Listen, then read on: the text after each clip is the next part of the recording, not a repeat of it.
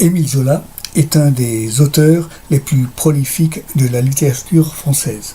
On lui doit notamment L'Assommoir, Les Rougon-Macquart et Germinal. Puis, bien sûr, par la suite, J'accuse, l'œuvre qui fut à l'origine de sa plus grande notoriété. Cependant, Émile Zola ne fut jamais admis à l'Académie française. 19 fois, Émile Zola présenta sa candidature à l'élection de l'Académie française et 19 fois, sa candidature ne fut pas acceptée.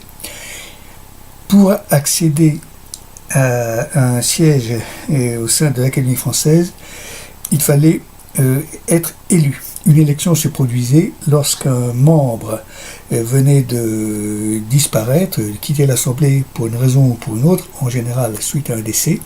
À ce moment-là, une élection avait lieu pour le remplacer. C'est ainsi que le 8 juin 1893, une élection eut lieu pour attribuer le fauteuil numéro 28 et qui avait appartenu à un certain Lemoine qui avait perdu la vie 6 mois auparavant. Donc l'élection eut lieu et pour la dixième fois, Émile Zola présenta sa candidature. Il avait déjà été confronté à 9 tentatives infructueuses. Mais cette fois-ci, Émile Zola semblait avoir toutes les chances de son côté. Déjà, il était soutenu par Alexandre Dumas. De plus, il avait affaire à 3 candidats qui ne semblaient pas très dangereux, un certain Brunetière, un certain Fouquier et le nommé comte de Cosnac. Et pourtant, une fois de plus, Émile Zola ne fut pas élu. Ce fut Ferdinand Brunetière qui fut élu. Déjà, on peut noter que Émile Zola avait échoué 2 fois au baccalauréat, donc pas de chance, encore un échec pour lui. Qui était ce Brunetière ? Eh bien, c'était un professeur à la Sorbonne qui enseignait dans diverses universités américaines. Cependant, par la suite, Brunetière n'eut pas, si vous voulez, l'occasion de voir que la dépouille de son adversaire, Émile Zola, disons, fut reçue au Panthéon. En effet, Ferdinand Brunetière mourut en 1906. Et à peu près à la même époque, disons le 13 juillet 1906, l'Assemblée nationale décida d'honorer Émile Zola en faisant accueillir sa dépouille mortelle, ses cendres, au Panthéon.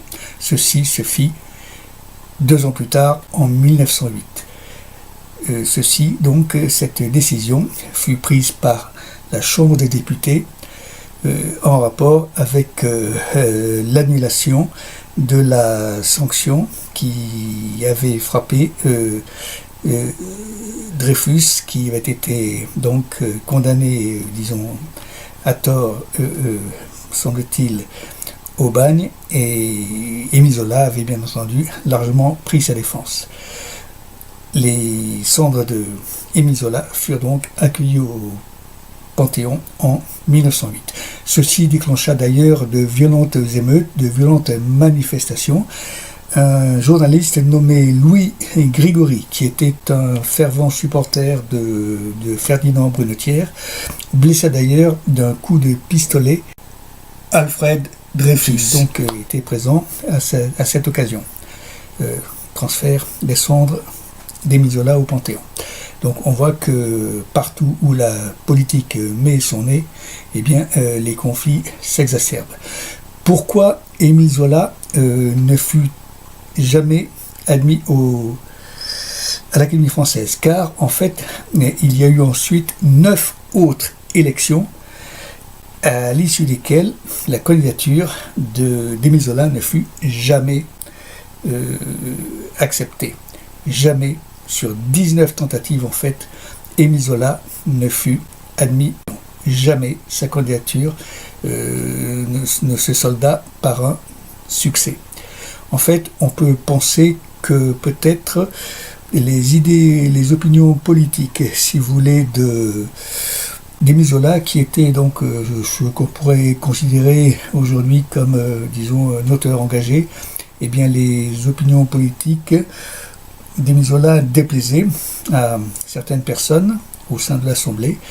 On peut aussi considérer que la vie personnelle d'Émile Zola, qui n'était pas tout à fait conforme, disons, aux standards de l'époque, sa vie personnelle pouvait éventuellement être considérée comme dissolue, puisque